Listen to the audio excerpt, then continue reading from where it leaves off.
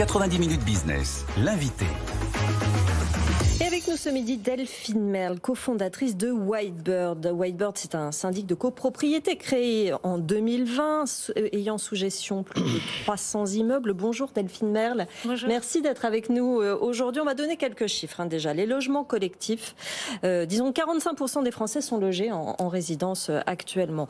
En Île-de-France, en 2018, 2,3 millions de résidences avaient un diagnostic de performance énergétique classé E, F et G, soit 45% du parc francilien de résidences principales. Ce sont les chiffres de l'INSEE, ça représente la moitié des immeubles. Bref, la rénovation énergétique des copropriétés est un vaste sujet, presque un sujet de société. Et ce qu'on peut dire, c'est que le problème, c'est pas réellement la volonté des propriétaires de vouloir réaliser des travaux, c'est comment on va s'y prendre, Delphine Merle. Tout à fait, c'est une très bonne question. Je suis ravie d'en discuter avec vous. Effectivement, la loi climat et résilience permet quand même de mettre en place pas mal de choses et donne un cadre à l'ensemble des copropriétaires, puisque à partir de cette année, pour les immeubles de plus de 200 lots, donc de plus de 200 appartements, ce qu'on appelle le PPT, le plan pluriannuel de travaux, devient obligatoire et il inclut évidemment un volet énergétique. Et donc l'objectif, c'est vraiment de permettre aux copropriétés et aux copropriétaires d'avoir une vision à court, moyen et long terme de ce qu'ils veulent faire de leur copropriété et comment ils vont justement améliorer la performance énergétique de leur immeuble. Alors effectivement, il y a eu cette loi qui a mis des principes en place, le calendrier qui commence effectivement depuis janvier 2023, les obligations se mettent progressivement en place. Déjà, est-ce qu'une résidence, ça se rénove par l'extérieur, par l'intérieur ? Alors ça, c'est évidemment la question à laquelle on est confronté très souvent. Surtout en région parisienne. Exactement. Donc évidemment, il y a beaucoup de façons d'améliorer la performance énergétique. Donc ça passe par l'extérieur, le doublement des façades, ça passe par l'intérieur avec par exemple le doublement des planchers bas, des planchers hauts en cave, le changement des fenêtres, etc., etc. Les changements de chaudière qui pour certaines arrivent à des durées de vie très longues et qu'il convient de changer. Oui. Donc il y a évidemment plein de moyens d'accéder à une amélioration des consommations d'énergie. Après, la question qu'on se pose, c'est la question du financement et aussi de la nature des immeubles. On se doute bien qu'un immeuble haussmannien ne va pas pouvoir voir sa façade être doublée d'une double peau. On n'imagine pas trop que ça puisse arriver.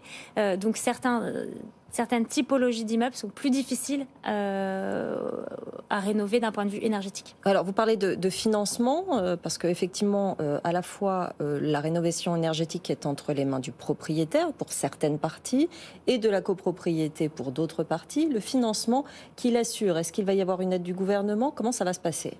Alors, ça, c'est une question qu'on pose tous dans la profession. Et donc, avec tous nos confrères, on est évidemment très attentifs à ce qui va, je l'espère, pouvoir se décider dans les prochains mois. Parce qu'aujourd'hui, le financement... Alors, il y a la partie aide et il y a la partie financement. Sur la partie aide, ce qu'il faut savoir, c'est qu'on peut se faire aider dans le cadre de travaux de rénovation énergétique si les gains sont supérieurs à 35% d'énergie.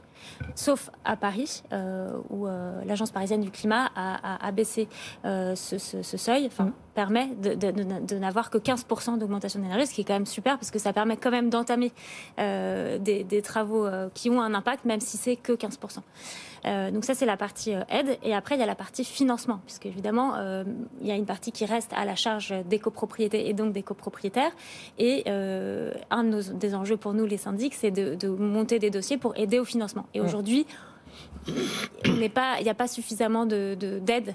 En tout cas, nous, on a beaucoup de mal à monter les dossiers et finalement très peu d'institutions bancaires et très peu d'assurances nous soutiennent, pas suffisamment en tout cas dans cette démarche. Et ça, c'est un vrai point. Vous assistez aux assemblées générales de copropriétaires pour présenter les dossiers? Oui, bien sûr. Alors, quelle est l'ambiance générale? Comment réagissent les copropriétaires? Parce qu'on dit beaucoup, notamment qu'à Paris, il y en a qui sont véritablement dans des situations financières difficiles. Ils ont acquis leur appartement dans des conditions où ils ont mobilisé le maximum d'épargne. Ils n'ont pas les moyens de suivre. Et comment ça se passe? Alors, c'est exactement la question à laquelle on est confronté en ce moment, parce que ces copropriétaires à qui vous allez annoncer qu'il va falloir investir pour de la rénovation énergétique, ce sont ceux-là même qui sont confrontés à l'augmentation parfois de plus de 100% du prix du gaz, du prix de l'électricité.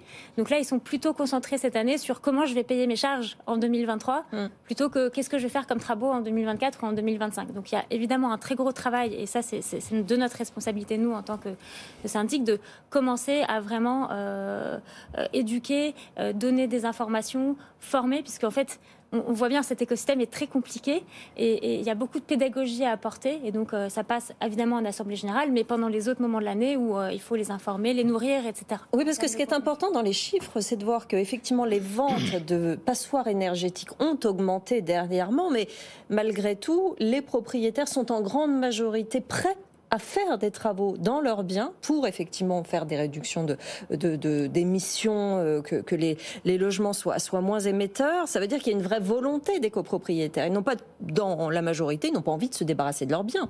Tout à fait, tout à fait.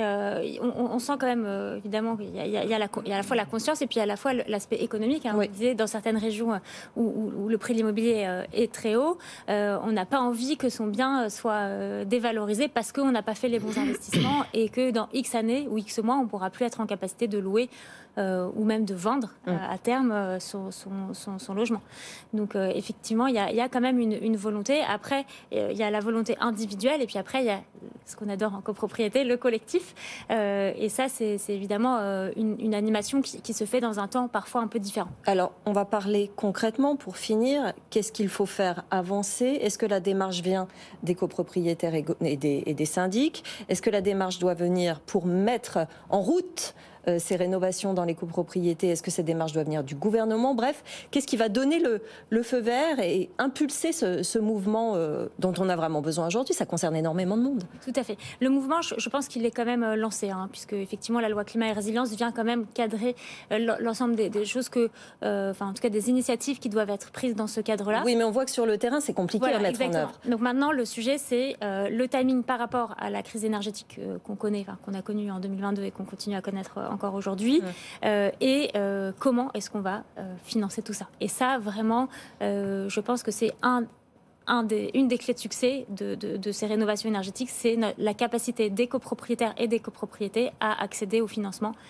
puisqu'en fait c'est des prêts collectifs individuels, c'est des montages un peu particuliers, il y a des sujets évidemment d'assurance derrière, et ça, on a vraiment besoin des professionnels bancaires et assurantiels pour nous soutenir dans cette démarche. Et vous avez une idée de combien de temps peut prendre ce mouvement, de ce financement, qu'on se saisisse de ces problèmes de financement? Dans combien de temps? Dans 5 ans? Un dossier de financement, alors, même en dehors des sujets énergétiques, un dossier de financement, par exemple, pour un ravalement de façade, ça peut prendre jusqu'à 8 mois.